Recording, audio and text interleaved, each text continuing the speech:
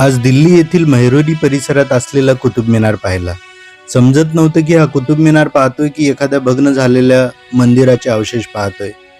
येथील दगड, लोहस्तंभ, त्यावरील शिलालेख, शिल्प, काम आपल्याला भारतीय संस्कृतीची आठवण करून देतात. 11व्या आणि 12व्या शतकात परकीय सत्तेचे आक्रमण दगडावर एवढे प्रखर होते, तर त्या काळी त्या माणसाचे काय झाले असणार असा प्रश्न आपल्याला पडतो. परिसरातील दगड स्वतःचं अस्तित्व काय होते हे अगदी अभिमानाने सांगतात, पण त्याबरोबर त्यांच्यासोबत काळाने काय केले हे सुद्धा आपल्याला आपसुकच समजते. इतिहास दगड, शिल्प, खांबामध्ये दिसतो, पण तो इतिहास सांगितला गेलेला नाही.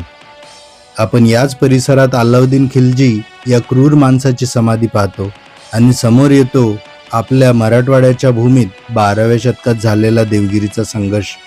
त्याची कबर पाहून मन सांगून जातं की भारतीय संस्कृती अमर आहे आणि कितीही परकीय आक्रमण झाले तरी ती टिकूनच राहणार. आणि विचार येतो की खिल्जी तू हारला आणि तुझ्यासारखे विचार या मातीतच गाडले गेले. मी ऐतिहासिक स्थळांना भेट देतो. मला इतिहास आवडतो कारण इतिहासातून आपण खूप काही शिकून जातो. काळाचे भान राहते, भूतकाळ, वर्तमान आणि भविष्याचा मागोवा लगेच कळतो आणि आपली स्पष्ट ओळख होते.